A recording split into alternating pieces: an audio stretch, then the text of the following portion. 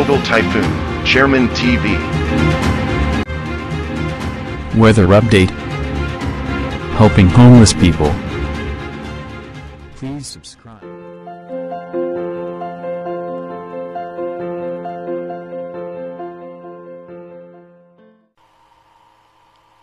Magandang gabi po. Ito po ang ating latest update para nga po dito sa minomonitor natin dalawang low pressure area na nasa western and eastern section ng ating bansa. At patuloy nga pong hinahatak ng low pressure area dito nga po sa may western section ng ating bansa yung habagat na patuloy nga po ngayon nagdudulot ng pagulan sa may parte ng Palawan, Visayas at ng ilang bahagi ng Mindanao. At asahan nga po natin yung mga biglaang pagbuhos ng pagulan, lalong-lalo na nga po may mga malalakas na pagulan dito nga po sa parte ng Pangasinan, Zambales, Bataan. Asahan din natin dito sa may Metro Manila, meron pa rin po tayong mga biglaang pagbuhos ng pagulan. Dito naman sa parte ng Bicol Region at ng Mindoro Provinces, Palawan, asahan din po natin na makakaranas tayo ng mga pag-ulan.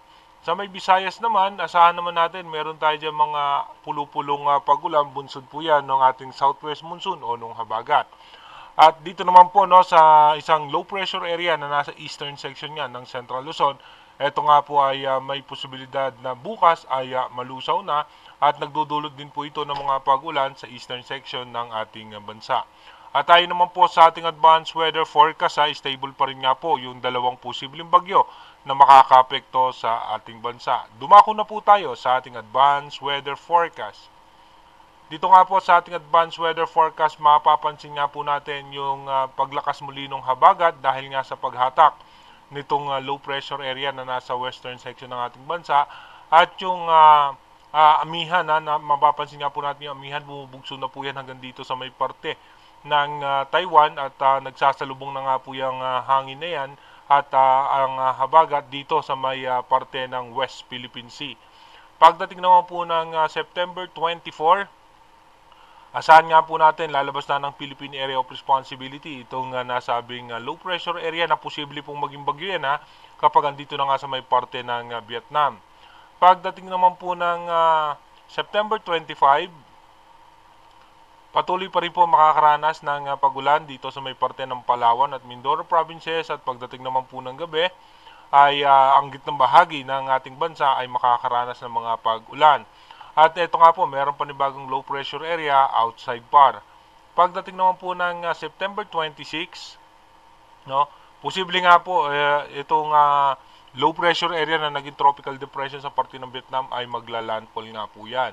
Pagdating naman po ng September 27, dito po asahan pa rin po natin yung habagat na posibleng magdulot po yan ng pag-ulan sa ating bansa. At meron nga po tayong muling panibagong low pressure area sa labas ng Philippine Area of Responsibility.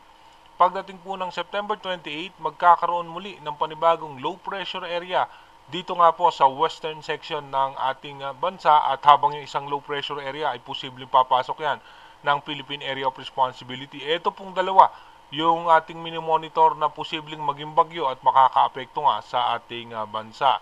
By September 29, posible na nga po maging isang ganap na bagyo itong low pressure area na nasa western section ng extreme northern Luzon at makakaapekto sa parte ng Luzon, lalong-lalo nga po dito sa may parte ng Ilocos Region at extreme northern Luzon.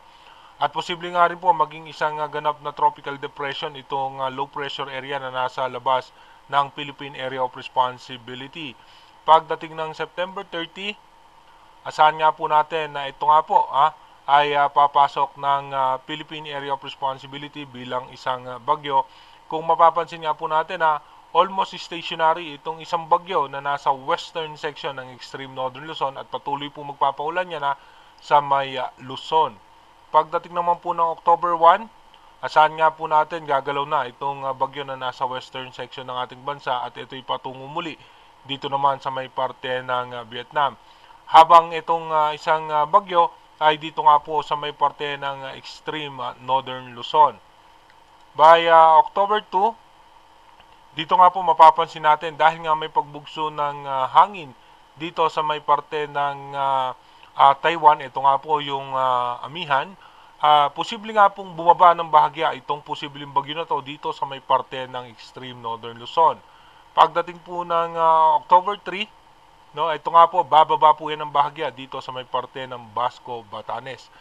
Again, inuulit po natin, ito pong dalawang bagyo ay makaka-apekto po yan sa ating bansa. Kaya iba yung pag-iingat at paghahanda na para sa ating mga kababayan, lalong-lalo na po dito sa may parte ng extreme northern Luzon kung saan nga may posibilidad na dumaan itong posibleng isang bagyo na mabubunga dito sa eastern section ng ating bansa. Inuulit po natin, yung ating advanced weather forecast is possible scenario pa lamang po yan. Malaki pa rin po ang posibilidad na magbago po yan. Bukod nga po dyan, meron na naman po tayong namataan na posibleng low pressure area na nabubunga sa labas muli ng Philippine Area of Responsibility. Mag-iingat po tayo palagi. God bless po sa ating lahat.